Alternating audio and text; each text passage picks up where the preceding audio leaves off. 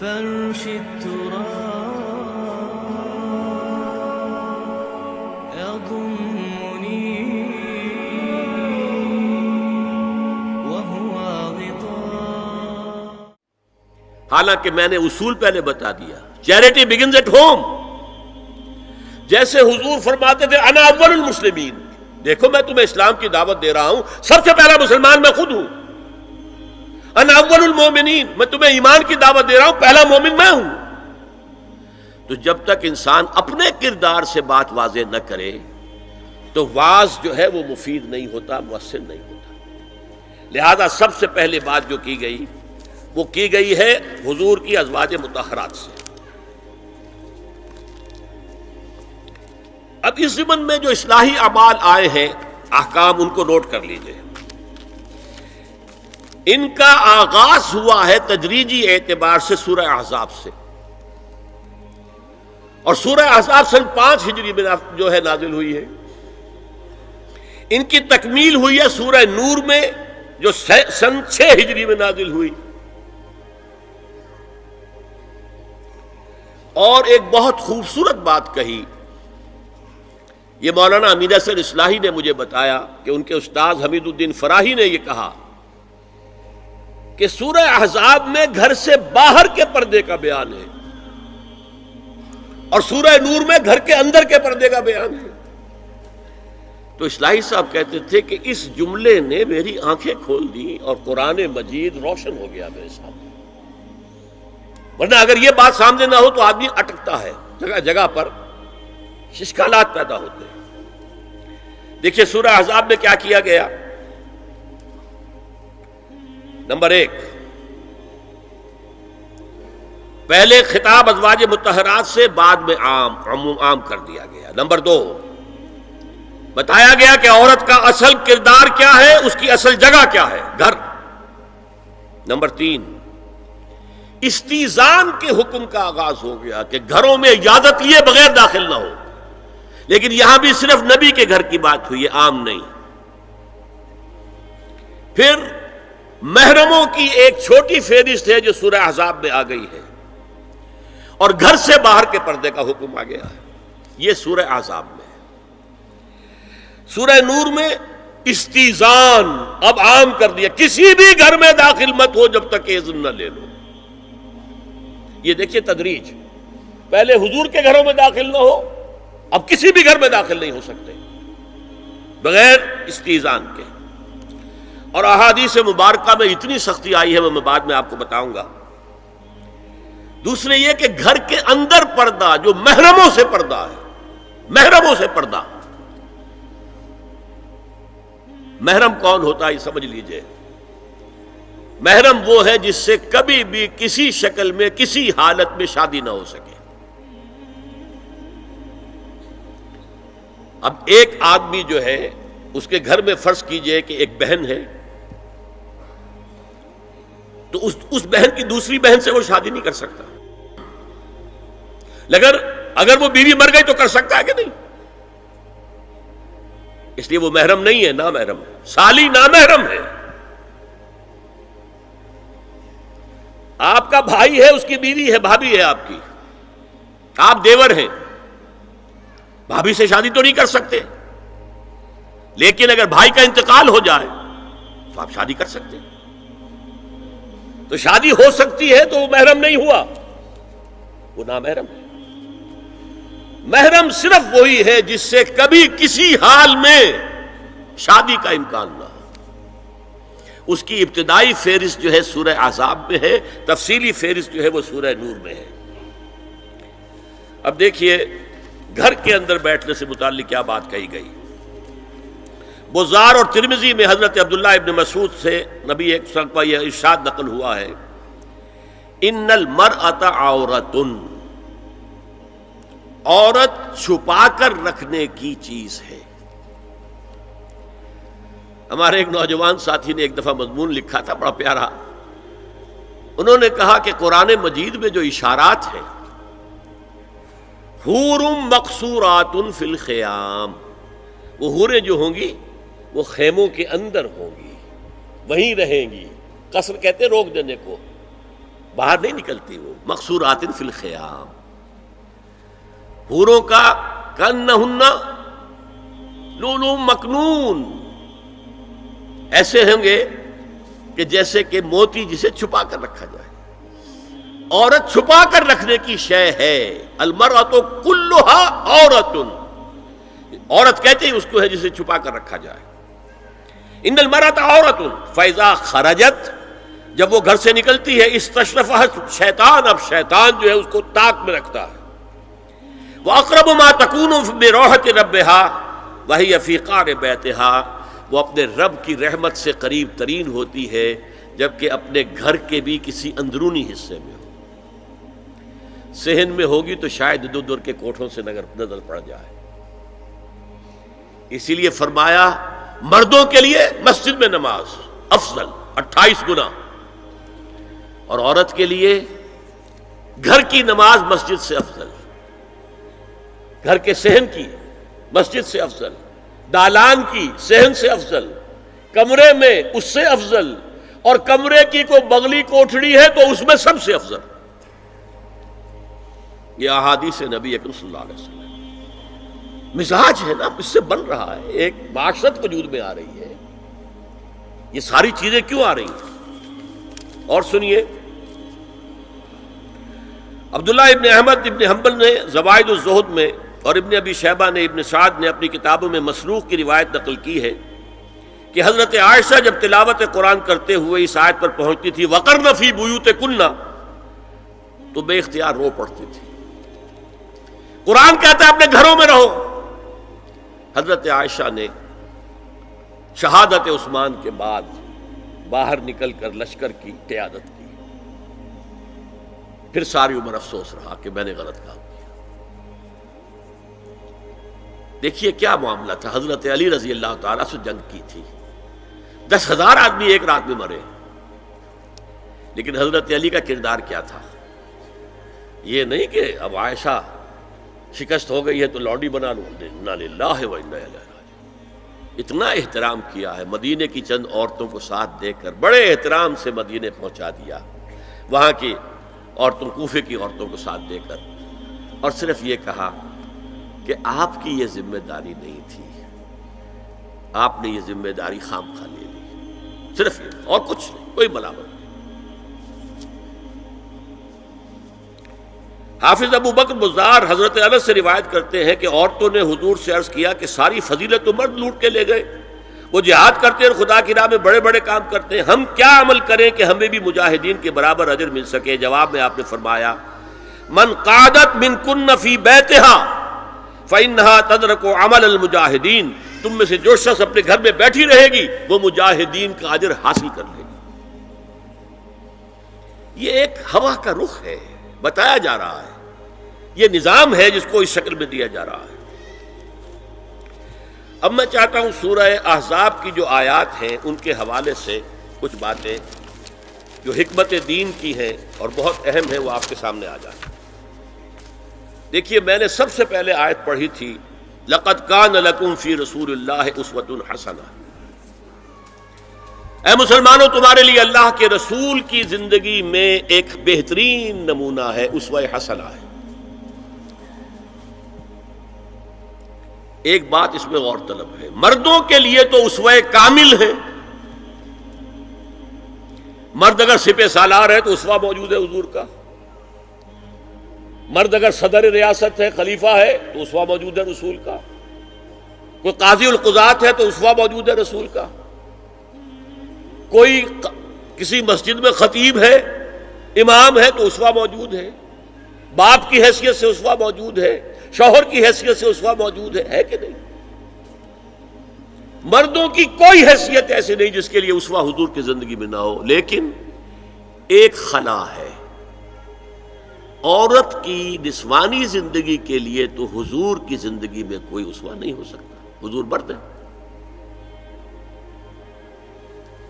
یہ ہے فلسفہ، یہ ہے حکمت دین کہ جس صورت میں یہ آیت آئی لقد کان لکم فی رسول اللہ اسوۃ حسنۃ لمن کان یرجو اللہ والیوم الآخر وذکر اللہ کثیرا، اے لوگو، اے مسلمانوں، تمہارے لیے اللہ کے رسول کی زندگی میں ایک اسوہ کامل ہے، عمدہ اسوہ ہے ہر اس شخص کے لیے جو اللہ کا امیدوار ہے اور یوم آخر کو بھی مانتا ہے اور اللہ کا ذکر کرتا ہے کثرت سے۔ اب اس خلا کو پر کیسے کیا جائے؟ حضور کی ازواج کو بنایا گیا اسوہ خواتین کے لیے، اور یہی ایک بہت سی اور بھی حکمتیں ہوں گی۔ ایک حکمت یہی تعدد ازدواج میں ہے، اور حضرت عائشہ کی اتنی کم عمر میں شادی کرنے میں ہے کہ دیر تک وہ امت کو پڑھاتی رہی، شوہر اور بیوی کے درمیان خالص پرائیویٹ معاملات کے اندر بھی ہدایت دیتی رہی۔ آخر وہ بھی انسان کی ضرورت ہے کہ نہیں؟ آپ کو معلوم ہے ایک مرتبہ بعض صحابہ نے آ کر کہا، حضور یہ یہودی جو ہے ہم پر طنز کرتے ہیں کہ تمہارے نبی تمہیں بڑی چھوٹی چھوٹی باتوں کا حکم دیتے ہیں۔ آپ نے فرمایا کہ ہاں، ہمارے نبی نے تو ہمیں استنجا کرنا بھی سکھایا، بجائے کسی کمپلیکس کے انفیریورٹی کے سپیریورٹی کی بات کرو۔ استنجا ضروری شے نہیں ہے، گندگی سے نجات پانا ضروری شے نہیں ہے، طہارت ضروری شے نہیں ہے، ہمارے نبی نے تو استنجا کرنا بھی سکھایا۔ تو تعلق زن و شو کون بتائے گا؟ حضور بتائیں گے کسی کو؟ ازواج کو ضرورت ہوتی ہے، بڑا مسئلہ ہے، روزے میں کہاں تک جا سکتا ہے انسان؟ آخر کون بتائے گا؟ ازواج مطہرات نے بتایا۔ تو اسوہ بنانے کے لیے دیکھیے یہ آیات آئی ہیں، یہ 3 آیتیں سورہ احزاب کی یوں سمجھیے کہ نچوڑ ہے اس مسئلے میں۔ یا نساء النبی لستن کاحد من النساء، اے نبی کی بیویوں تم عام عورتوں کے مانند نہیں ہو۔ تو کیا وہ عورتیں نہیں تھیں؟ عورتیں تو تھیں۔ کیا ان کے احساسات عورتوں والے نہیں تھے؟ وہ تو تھے۔ کیا بات ہے؟ تم نبی کی بیویاں ہو، تمہیں اسوہ بننا ہے۔ ان اتقیتن فلا تخضعن بالقول، اگر تمہیں واقعی اللہ کا تقوی اور خوف ہے تو کسی اجنبی سے اگر بات کرنے کی ضرورت پیش آ جائے تو اپنی آواز میں لوچ مت پیدا کرو۔ فیطمع الذی فی قلبہ مرض، کہ جس شخص کے دل میں کوئی روگ ہے، گندگی ہے، وہ کوئی آس لگا بیٹھے کہ یہ جو مجھ سے گفتگو کر رہی ہیں، جس انداز میں کر رہی ہیں، جس لگاوٹ کے ساتھ کر رہی ہیں، تو کوئی نہ کوئی موقع ہے میرے لیے۔ انا للہ و انا الیہ راجعون، کرخت آواز میں بات کرو۔ وقلن قولا معروفا، اور معروف بات کہو، صرف اس سے آگے بڑھنے کی کوئی ضرورت نہیں۔ وقرن فی بیوتکن ولا تبرجن تبرج الجاہلیۃ الاولی، اور قرار پکڑو اپنے گھروں میں، وقار کے ساتھ رہو اپنے گھروں میں، تمہاری اصل جگہ گھر ہے، باہر نکلنا تمہارا کام نہیں ہے۔ ہاں ضرورت ہو سکتی ہے، اس کا بعد میں ذکر آ جائے گا، لیکن فلسفہ کیا ہے؟ عورت کی اصل جگہ اس کا گھر ہے۔ جو ڈیوٹیز کی تقسیم کر دی گئی ہے اللہ کی طرف سے، اس میں عورت کا اصل مقام اس کا گھر ہے۔ میں حدیث سنا چکا ہوں کہ جب گھر سے عورت نکلتی ہے تو شیطان طاقتا ہے اس کو، اور پھر ظاہر بات ہے کہ اس سے جو فتنے پیدا ہوتے ہیں وہ سب شیطان کے ذریعے سے ہوتے ہیں۔ وَلَا تَبَرَّجْنَ تَبَرُّجَ الْجَاهِلِيَّةِ الْأُولَىٰ، اور جو جاہلیت تھی، اسلام کے آنے سے پہلے کا جو دور تھا، اس میں جس طرح تم بند سمر کر اور لوگوں کی نگاہوں میں آنے کے لیے نکلتی تھی، اب وہ طریقہ اختیار نہ کرو۔ دیکھیے یہ بھی ایک بڑا نفسیاتی نکتہ ہے۔ مرد کے اندر قوت ہے، وہ اپنی قوت کا ظہور چاہتا ہے، کبھی جی چاہتا ہے دیوار کو کندھا دے مارے، راستہ چلتے کسی کو لگا کندھا، قوت ظہور چاہتا ہے۔ عورت کے پاس سب سے بڑا سرمایہ اس کا نسوانی حسن ہے، جسمانی طاقت تو نہیں ہے نا، اس کے اندر ایک ارج ہے کہ اپنے آپ کو ظاہر کرے۔ اس کا نام تبرج، بروج کہتے تھے ان برجیوں کو کہ جو فصیلوں کے اوپر ہوتی تھی، اور ظاہر بات ہے دور سے مسافر آ رہا تو پہلے تو برجی نظر آتی تھی نا، تو نگاہوں میں آنا، نگاہوں میں کھپنا، یہ تبرج ہے۔ تو تم جس طرح پہلے بناؤ سنگھار کر کے نکلا کرتی تھی، اور تبرج الجاہلیہ اب وہ چھوڑ دو۔ وَأَقِمْنَ الصَّلَاةَ وَآتِينَ الزَّكَاةَ، اور نماز قائم رکھو، زکوٰۃ ادا کرو، وَأَطِیعُوا اللَّهَ وَرَسُولَهُ، اور اللہ اور اس کے رسول کی اطاعت پر کاربند رہو۔ اب آئے الفاظ جو اہم ترین ہیں، انما یرید اللہ لیذھب عنکم الرجس اہل البیت ویطہرکم تطہیرا۔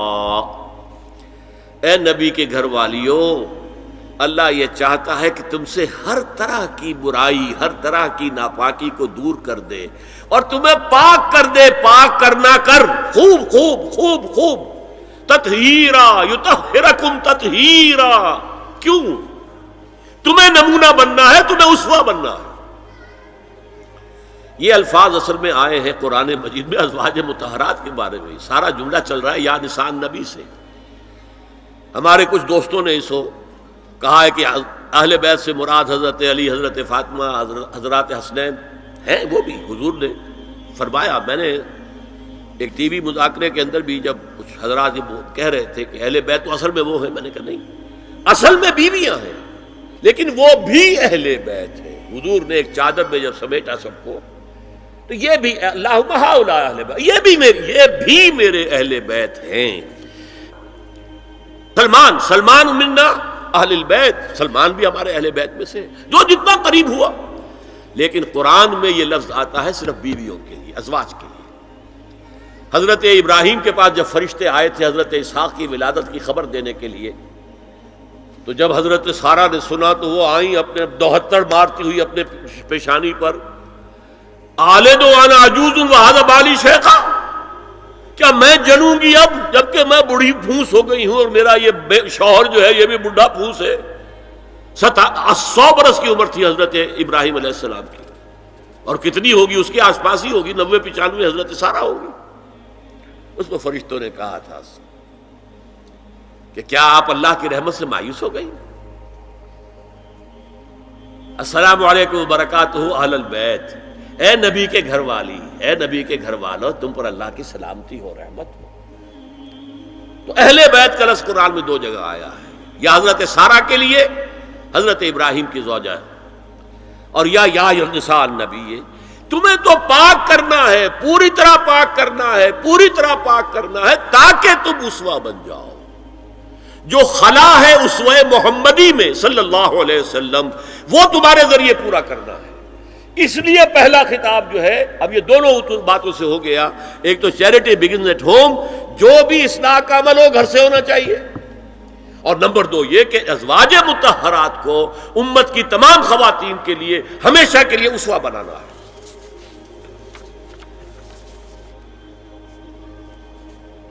اسی طریقے سے استیزان کا معاملہ بھی آیا ہے، لیکن وہ بھی صرف نبی کے گھروں تک آ رہا ہے۔ یا ایھا الذین آمنوا لا تدخلوا بیوت النبی حتی یؤذن لکم، اہل ایمان نبی کے گھروں میں داخل نہ ہوا کرو جب تک کہ اذن نہ دیا جائے۔ یہ پرائیویسی، گھر کی پرائیویسی، اس پر میں تفصیل سے بعد میں بات کروں گا، چونکہ تفصیل اس کی آئی ہے سورہ نور میں۔ میں نے عرض کیا نا، ان احکام کا آغاز ہوا، جیسے شراب کی حرمت، آغاز سورہ بقرہ، پھر سورہ نساء، پھر سورہ مائدہ۔ اسی طرح اس کا اختتام جو ہوا ہے وہ سورہ نور میں ہے۔ تو مت داخل ہوا کرو، اور اس کے بعد فرمایا وَإِذَا سَأَلْتُمُوهُنَّ مَتَاعًا فَاسْأَلُوهُنَّ مِنْ وَرَاءِ حِجَابٍ، اور دیکھو اگر نبی کی بیویوں سے کوئی چیز مانگنی ہو تو پردے کی اوٹ سے مانگو۔ یہ حجاب کا لفظ آیا ہے، جس کو کہا جاتا ہے کہ حجاب کا کوئی حکم قرآن میں ہے ہی نہیں۔ پہلے وہاں کے گھر کھلے ہوتے تھے، دروازوں پر کوئی پردہ وردہ نہیں ہوتا تھا، اور گھر کوئی کنالوں کے اور ایکڑوں کے تو نہیں ہوتے تھے، چھوٹے چھوٹے گھر۔ لیکن یہاں پر فرما دیا گیا پردے، اس کے بعد سے جب سے یہ آیت اتری گھروں کے اوپر پردے ڈال دیے گئے۔ اب ظاہر بات ہے کہ اس میں چہرے کا پردہ ہی ہوا نا، چہرے کا پردہ ہے حجاب، اسی کو حضرت عائشہ نے آیت الحجاب قرار دیا ہے۔ اور پھر دیکھیے جو ریئلزم ہے، ریئلزم میں نے کہا تھا نا کہ اللہ نے بھی فرمایا کہ سب سے زیادہ محبت انسان میں عورت کی ہے، حب زین للناس حب الشہوات من النساء، اور پھر اس کے بعد لمبی فہرست۔ حضور نے فرمایا حبب الی النساء والطیب، یہاں بھی فرمایا گیا ذالکم اطہر لقلوبکم وقلوبہن، یہ زیادہ پاکیزہ بات ہوگی تمہارے دلوں کے لیے بھی اور ان کے دلوں کے لیے بھی۔ اگر نبی کی بیوی بے حجاب تمہارے سامنے آ جائے گی تو وہ نبی کی بیوی ہے اور ازواج مطہرات ہونے کی حیثیت سے تمہاری ماں بھی ہے، لیکن ایک عورت بھی تو ہے، اور تم چاہے صحابی ہو کچھ بھی ہو، تم مرد بھی تو ہو۔ یہ مرد اور عورت کے درمیان جو کشش ہے یہاں بھی اس کا ساس۔ نبی کی بیویوں کو بھی یہ نہیں کہا کہ اس سے ماوراء ہے، معصوم تو کوئی نہیں نبی کے علاوہ، وہ تو اللہ کہہ رہا ہے ہم تمہیں پاک کر دینا چاہتے ہیں، پوری طرح پاک کر دینا چاہتے ہیں تاکہ تم تمام خواتین امت کے لیے اسوہ بن جاؤ۔ فرمایا یہ جو پردے کی اوٹ سے کوئی شے لینا دینا ہے، اس سے یہ تمہارے دلوں کے لیے بھی زیادہ پاکیزہ بات ہے اور ان کے دلوں کے لیے بھی۔ یہ ہے اللہ تعالی کا حکم سورہ احزاب کے اندر۔ اس کے بعد اسی سورہ احزاب میں اس سے جو مستثنا ہے، گھروں میں اذن لیے بغیر بھی داخل ہو سکے، جن کے سامنے ازواج مطہرات اپنے کھلے چہرے کے ساتھ آ سکتی تھی، ان کی ایک فہرست دی گئی۔ یہ مختصر فہرست ہے۔ لا جناح علیہن فی آبائہن ولا ابنائہن ولا اخوانہن ولا ابناء اخوانہن ولا ابناء اخواتہن ولا نسائہن ولا ما ملکت ایمانہن واتقین اللہ ان اللہ کان علی کل شیء شہیدا۔ کوئی حرج نہیں ہے ازواج مطہرات پر ان کے باپوں کے سلسلے میں۔ ابو بکر آئے تو جائیں سیدھے حضرت عائشہ کے حجرے میں، کون روکے گا؟ اور بیٹوں کے اور ان کے بھائیوں کے اور ان کے بیٹوں کے بھائی بھتیجے اور ان کی بہنوں کے بیٹے یعنی بھانجے، ولا نسائہن، نسائہن اس کو میں چاہتا ہوں نوٹ کریں آپ، اپنی عورتیں، جان پہچان کی عورتیں، اجنبی عورتیں نہیں۔ اس پر مزید گفتگو ہوگی سورہ نور کے حوالے سے۔ ولا ما ملکت ایمانہن، اور جو ان کے ملک یمین ہیں، ان میں ایک رائے یہ ہے کہ مراد صرف باندیاں ہیں اور ایک مراد یہ ہے کہ اس میں مرد غلام بھی شامل ہیں۔ ایک رائے یہ ہے کہ مرد غلام جب تک کہ ابھی وہ بالغ نہ ہو، بچہ ہو۔ بہرحال یہ آراء ہے علیحدہ۔ واتقین اللہ ان اللہ کان علی کل شیء شہیدا، اور اللہ کا تقوی اختیار کرو، یقیناً اللہ ہر چیز کو دیکھ رہا ہے۔ اب آئیے سورہ نور کی طرف۔ اب میں یہاں پر سورہ نور میں آغاز جو ہوا ہے سورہ نور کا، وہ سب کو معلوم ہے۔ زنا کی کیا حد ہے، سزا کیا ہے؟ غیر شادی شدہ زانی یا زانیہ، اس کی سزا 100 کوڑے، اور اگر کوئی الزام لگائے اور ثبوت پیش نہ کر سکے، 4 گواہ نہ لا سکے، تو قذف کی حد کیا ہے؟ 80 کوڑے۔ اس کے بعد اصل میں جو زنا کا سد باب کرنے کے لیے احکام ہے وہ آئے ہیں۔ چنانچہ اس میں سب سے پہلے کیا ہوا؟ استیزان کا حکم بڑی تفصیل کے ساتھ آیا، بہت تفصیل کے ساتھ آیا۔ یا ایھا الذین آمنوا لا تدخلوا بیوتا غیر بیوتکم حتی تستأنسوا وتسلموا علی اہلها ذالکم خیر لکم لعلکم تذکرون۔ اہل ایمان ہرگز مت داخل ہو اپنے گھروں کے علاوہ کسی اور گھر میں جب تک کہ تم ان کے ساتھ مانوس نہ ہو جاؤ، اذن نہ لے لو، ان پر سلام نہ کرو، یہی تمہارے لیے بہتر ہے۔ اس کے بعد تفصیل آئی ہے، اس میں میں اس وقت نہیں جا رہا ہوں۔ اور جو لوگ اس پر عمل نہیں کرتے ان کے بارے میں قرآن مجید کیا کچھ، حضور کیا کچھ فرما رہے ہیں یہ آپ سن لیجئے، بہت سخت احکام ہے۔ عن ابی ہریرہ رضی اللہ عنہ ان رسول اللہ صلی اللہ علیہ وسلم قال لو ان امرأ اطلع علیک بغیر اذن فخذفته بحشاة ففقعت عینہ ما کان علیک من جناح، متفق علیہ، بخاری اور مسلم دونوں کی ہے۔ اگر کوئی شخص تمہارے گھر میں بغیر اجازت کے داخل ہو جائے اور تم اس کی سزا کے طور پر اس پر کنکریاں پھینکو اور اس کی آنکھ پھوٹ جائے کنکری سے، تو تم پر کوئی گناہ نہیں۔ بغیر اجازت کے گھر میں آ گیا ہے، بغیر اذن کے، بغیر استئذان کے کنکریاں مارو اور کنکری سے آنکھ پھوٹ جائے، فما کان علیک من جناح، کوئی حرج نہیں۔ اسی طرح آیا ہے من اطلع دار قوم بغیر اذنہم ففقعوا عینہ فقد حضرت عینہ، یہ ابو داؤد کی روایت ہے۔ جو شخص بغیر اذن لیے کسی کے گھر میں داخل ہوا ہے اور اگر اس نے اس کی آنکھ پھوڑ دی تو اس کے اوپر کوئی ہرجانہ نہیں ہے، کوئی اس کی دیت نہیں، کوئی ہرجانہ نہیں۔ اجازت لینے کے ضمن میں کیا ہے؟ حضور نے طریقہ بتایا، 3 مرتبہ پکارنے کی حد مقرر کر دی اور فرمایا اگر تیسری مرتبہ پکارنے پر بھی جواب نہ آئے تو واپس ہو جاؤ۔ قرآن میں بھی ہے اذا قیل لکم ارجعوا فارجعوا، اگر تو وہ کہتے چلے جاؤ، ملاقات نہیں ہو سکتی، چلے جاؤ۔ ہاں اگر آپ ٹائم لے کر آئے ہیں تب بات دوسری ہے، پھر تو اس کو ملنا ہے، لیکن آپ ایسے ہی پہنچ گئے ہیں، پتہ نہیں وہ اپنی کس مصروفیت میں ہے، آپ کا حق نہیں ہے کہ وہ آپ کو ریسیو کرے اور آپ سے بات کرے۔ اذا قیل لکم ارجعوا فارجعوا، اور برا نہ مانو کہ میرا یہ معاملہ کیا، میں آیا تھا اور مجھے جو ہے مجھ سے ملاقات نہیں کی، نہیں۔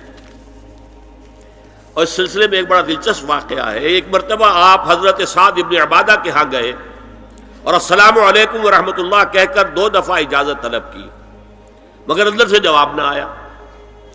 تیسری مرتبہ جواب نہ ملنے پر آپ واپس ہو گئے۔ حضرت سعد اندر سے دوڑ کر آئے اور عرض کیا یا رسول اللہ، میں آپ کی آواز سن رہا تھا مگر میرا جی چاہتا تھا کہ آپ کی زبان مبارک سے میرے لیے جتنی بار بھی سلام و رحمت کی دعا نکل جائے اچھا ہے، تیسری مرتبہ بھی آپ کہیں۔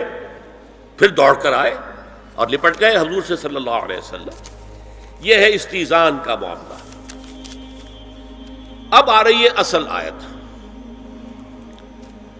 قل للمؤمنین یغضوا من ابصارہم ویحفظوا فروجہم ذالک ازکی لہم ان اللہ خبیر ما یصنعون وقل للمؤمنات یغضضن من ابصارہن ویحفظن فروجہن ولا یبدین زینتہن الا ما ظہر منہا وَلْيَضْرِبْنَ بِخُمُرِهِنَّ عَلَى جُيُوبِهِنَّ وَلَا يُبْدِينَ زِينَتَهُنَّ إِلَّا لِبُعُولَتِهِنَّ أَوْ آبَائِهِنَّ أَوْ آبَاءِ بُعُولَتِهِنَّ أَوْ أَبْنَائِهِنَّ أَوْ أَبْنَاءِ بُعُولَتِهِنَّ أَوْ إِخْوَانِهِنَّ أَوْ بَنِي إِخْوَانِهِنَّ أَوْ بَنِي أَخَوَاتِهِنَّ أَوْ نِسَائِهِنَّ أَوْ مَا مَلَكَتْ أَيْمَانُهُنَّ أَوِ التَّابِعِينَ غَيْرِ أُولِي الْإِرْبَةِ مِنَ الرِّجَالِ أَوِ الطَّفْلِ الَّذِينَ لَا يَظْهَرُوا عَلَى عَوْرَاتِ النِّسَاءِ وَلَا يَضْرِبْنَ بِأَرْجُلِهِنَّ لِيُعْلَمَ مَا يُخْفِينَ مِنْ زِينَتِهِنَّ وَتُوبُوا إِلَى اللَّهِ جَمِيعًا أَيُّهَا الْمُؤْمِنُونَ لَعَلَّكُمْ تُفْلِحُونَ۔ یہ لمبی آیت ہے۔ اہل ایمان، اے نبی کہہ دیجئے اہل ایمان مردوں سے اپنی نگاہیں نیچی رکھا کریں اور اپنی شرمگاہوں کی حفاظت کریں، یہی ان کے لیے زیادہ پاکیزہ عمل ہے۔ ان اللہ خبیر بما یصنعون، اور جو کچھ وہ کر رہے ہیں اللہ اس سے واقف ہے۔ وقل للمؤمنات یغضضن من ابصارہن، اور مومن عورتوں سے بھی کہہ دیجئے کہ وہ اپنی نگاہیں جو ہیں نیچی رکھا کریں، ویحفظن فروجہن، اپنی شرمگاہوں کی حفاظت کریں، ولا یبدین زینتہن الا ما ظہر منہا، اور اپنی زینت کو ظاہر نہ کیا کریں سوائے اس کے کہ جو بالکل ظاہر ہو جائے، از خود ظاہر ہو۔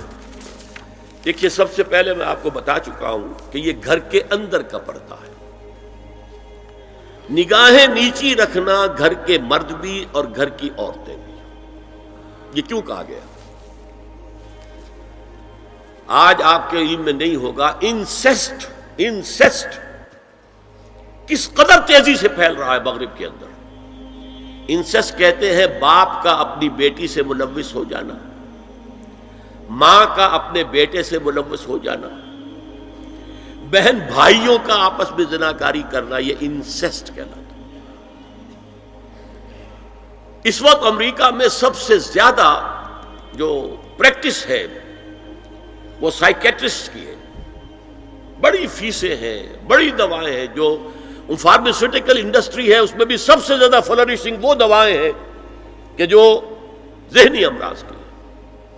اور مجھ سے وہاں کئی سائیکیٹرسٹ نے کہا ذہنی امراض کا سب سے بڑا سبب انسیسٹ ہے۔ بیٹی سے زنا کیا ہے باپ نے، بیٹی کے دل پر جو داغ لگ گیا ہے اس کا دماغی توازن ٹھیک نہیں رہتا۔ بہن سے زنا کیا بھائی نے، اور یہ نہ سمجھیے کہ آپ کے ہاں نہیں ہو رہا، یہ وبا آ چکی ہے۔ کہیں آپ نے اخبار میں پڑھا ہوگا بیٹی نے جا کر تھانے میں خبر دی کہ باپ نے میرے ساتھ یہ حرکت کی. یہ ساری چیزیں آج ہو رہی ہیں ہمارے یہاں. اس لیے کہ جب زنا کے جو دواعی ہیں، داعیات ہیں، جو زنا کی ترغیب ہے وہ پھیلی ہوئی ہوگی، عام ہوگی، تو راستے نکالے گا. گھروں میں مرد بھی اپنی نگاہیں نیچی رکھیں. کیا مطلب؟ باپ بھی اپنی بیٹی کو گھور کر نہ دیکھے. بیٹی بیٹی ہے، لڑکی ہے. جوان بھائی بھی اپنی جوان بہن کو گھور کر نہ دیکھا. نگاہیں نیچی رکھو. یہ نگاہیں نیچی رکھنا بازار میں چلتے ہوئے نہیں ہے. وہ تو سوسائڈ ہو جائے گی، موت آ جائے گی. کوئی گاڑی آپ کو روک دے گی. یہ گھر کے اندر ہے. اور اس لیے ہے کہ بہرحال باپ مرد ہے، بیٹی عورت ہے. میں نے آپ کو فرائیڈ کی بات بتا دی ہے. وہ تو کہتا ہی ہے کہ باپ اگر محبت بھری نگاہ بیٹی پر ڈال رہا ہے، اس میں سیکس ہے، سیکس کا جذبہ ہے. اگر ماں بیٹے پر محبت بھری نگاہ ڈال رہی ہے تو سیکس ہے. ایڈیپس کمپلیکس مشہور ہے اس کا. لیکن اپنی جگہ یہ ہے کہ باپ مرد ہے، بیٹی عورت ہے. بھائی مرد ہے، بہن عورت ہے. لہذا گھروں کے اندر بھی اپنی نگاہوں کو نیچا رکھو. میں آپ کو قول سنا چکا ہوں مولانا فراہی کا. اصلاحی صاحب نے کہا، جب مولانا فراہی نے مجھ سے یہ کہا کہ اصل میں سورہ احزاب میں گھر کے باہر کا پردہ ہے اور سورہ نور میں گھر کے اندر کا پردہ ہے، تو کہتے میری آنکھیں کھل گئیں اور چابی مل گئی، کلید مل گئی ان آیات کو سمجھنے کی، ان کی اصل پس منظر کو، حقیقت کو جاننے کا راستہ کھل گیا.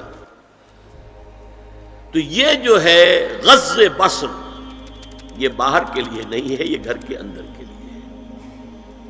بیٹی کا آخر جوان ہو رہی ہے، اس کے سینے کے اوپر کچھ غبار آ رہا ہے، اس کو گھور کر مت دیکھو، مت دیکھو، نگاہیں نیچی کرو.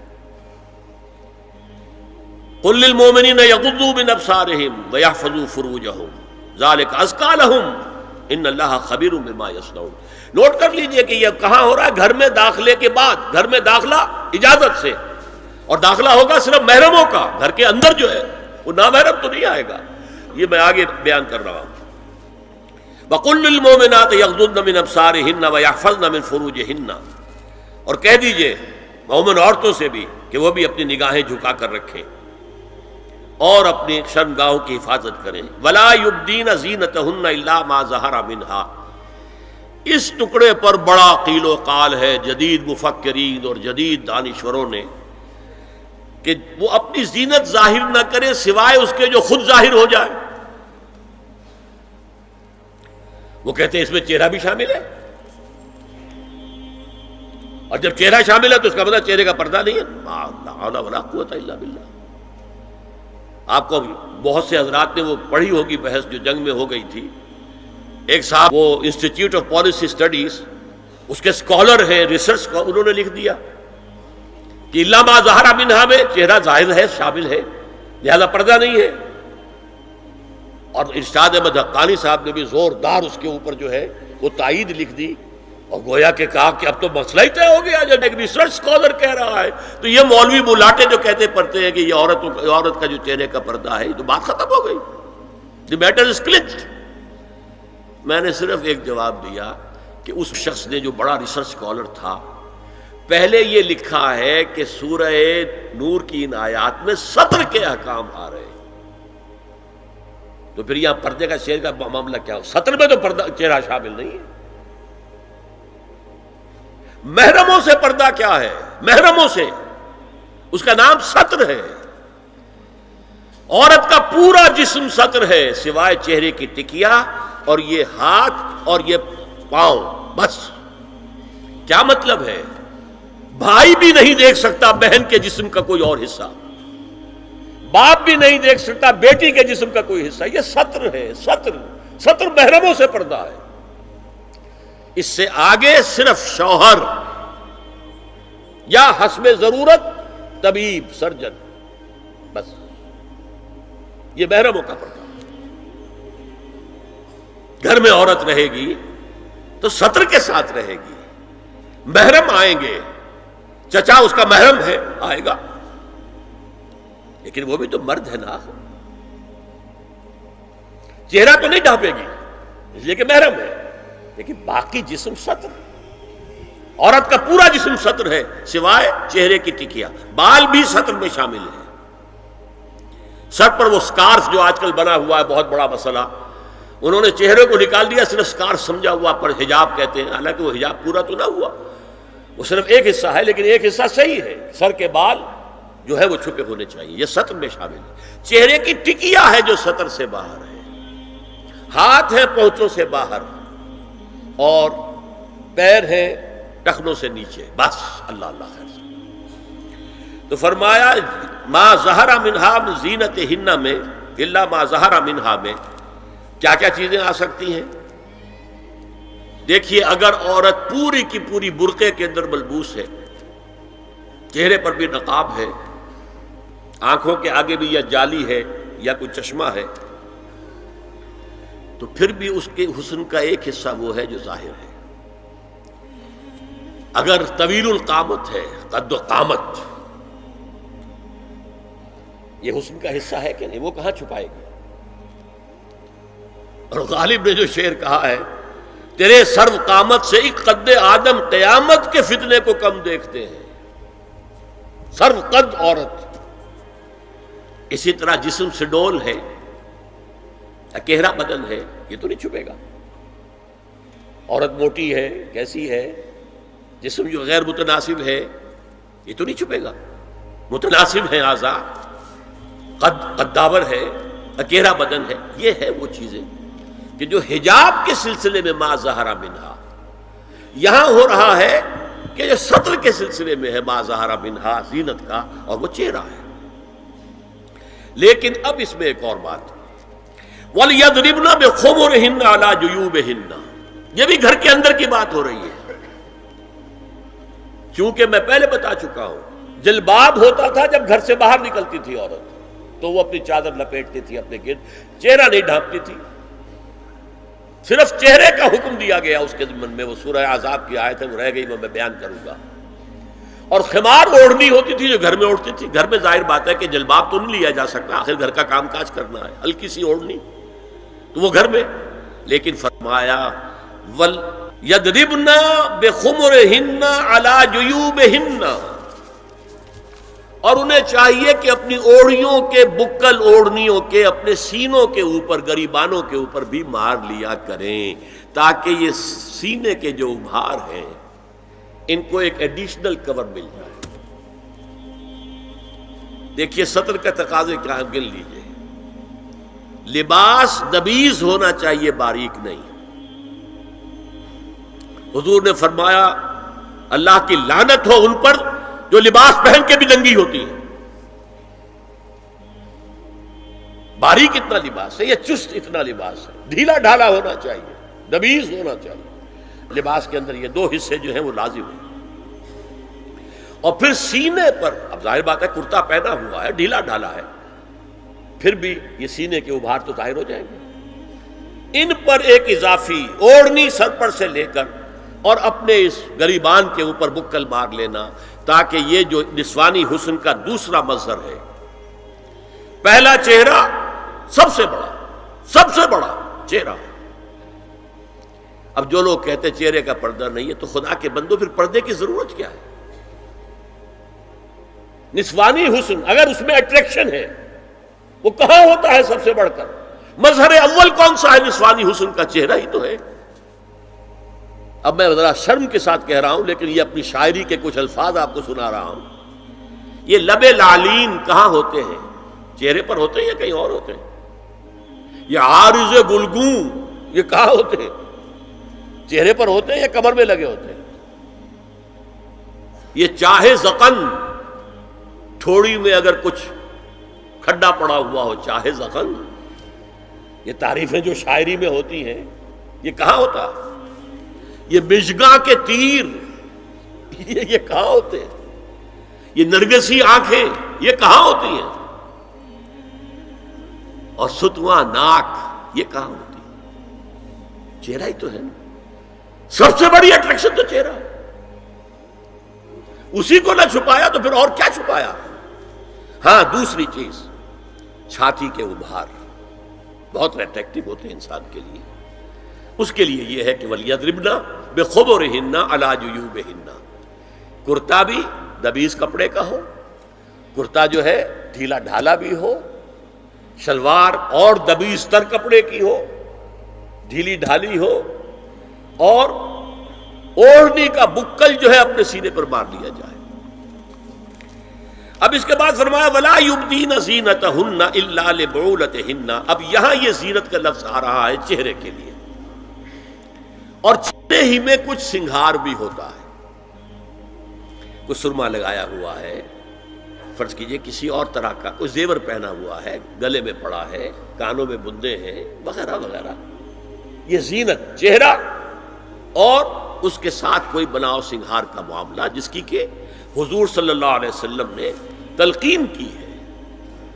عورت کو گھر میں بن سنور کر رہنا چاہیے، شوہر کے لیے ایٹریکٹیو رہنا چاہیے. خاص طور پر شوہر جب آنے والا ہے شام کو دفتر سے، اس وقت عورت جو ہے بن سنور کر رہے ہیں. اس لیے کہ اصل مقصد کیا ہے؟ جتنی بھی انسان میں سیکشول انرجی ہے وہ مرکوز رہے شوہر اور بیوی کے درمیان. یہ فلسفہ ہے.